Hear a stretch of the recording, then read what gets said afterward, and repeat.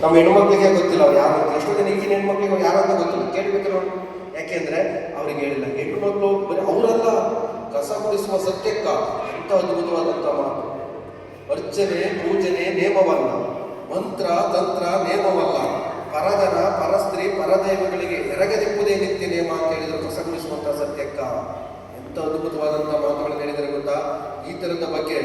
ಯಾಕೆಂದ್ರೆ ಇಡೀ ವಿಶ್ವದಲ್ಲಿ ನಮ್ಮಲ್ಲೇ ಸುಮ್ಮನೆ ನಾವು ಮಾತಾಡ್ತೇವೆ, ನಮ್ಮಲ್ಲಿ ಇಷ್ಟು ಕಾನೂನಿದೆ, ಬೇರೆ ದೇಶದಲ್ಲಿ ಈ ಥರ ಕಾನೂನಿಲ್ಲ. ನೀವೇ ನೋಡಿದಿರಿ, ಇಡೀ ಭೂಮಿ ಮೇಲೆ ನೀವೇನಾದ್ರೂ ನೋಡಿದ್ರೆ ಇವತ್ತಿಗೂ ಪ್ರಸ್ತುತ ದಿನಮಾನದಲ್ಲಿ ಇಷ್ಟು ಸ್ವಾತಂತ್ರ್ಯವನ್ನ ಈ ಪ್ರಪಂಚದಲ್ಲಿ ಭಾರತ ಅನ್ನುವಂಥ ದೇಶ ಬಿಟ್ಟರೆ ಯಾವ ದೇಶದಲ್ಲೂ ಈ ಥರ ಸ್ವಾತಂತ್ರ್ಯತೆ ಇಲ್ಲ. ನೀವು ಅರ್ಥ ಮಾಡ್ಕೊಳ್ಳಿ. ಏಕೆಂದ್ರೆ ಅಲ್ಲಿ ವಿಭಿನ್ನವಾದ ಕಾನೂನುಗಳಿದಾವೆ. ಮತ್ತೆ ಇಷ್ಟು ಧರ್ಮಗಳಿದಾವಲ್ಲ, ಯಾವ ಧರ್ಮದಲ್ಲೂ ಹೆಣ್ಣು ಸಹ ತಾನು ಒಂದು ವಿಶೇಷವಾದ ಸ್ಥಾನ ಅನ್ನುವಂಥದ್ದು ಸಿಕ್ಕಿದ್ರೆ ಅದು ಈ ಬಸವಣ್ಣನವರ ಧರ್ಮದಲ್ಲಿ, ಅಥವಾ ಬಸವಣ್ಣನವರ ವಿಶ್ವಗುರು ಅಂತ ಏನು ಕರಿತೀವಲ್ಲ ಅವರ ವಿಚಾರದಲ್ಲಿ ಇದೇ ಬಿಟ್ರೆ ಯಾವುದ್ರಲ್ಲೂ ಇಲ್ಲ. ಯಾಕೆಂದ್ರೆ ಹೆಣ್ಣು ಸಹ ಸಮಾನವನ್ನು ತೋರಿಸ್ಕೊಟ್ಟಂಥದ್ದು, ಹೆಣ್ಣು ಸಹ ಪೂಜೆಗೆ ಯೋಗ್ಯಳು ಅಂತ ಹೇಳಿಕೊಟ್ಟಂತ ವಿಶೇಷವಾದ ಧರ್ಮ ಅದು ವಿಶ್ವಗುರು ಬಸವಣ್ಣನವರ ಧರ್ಮ.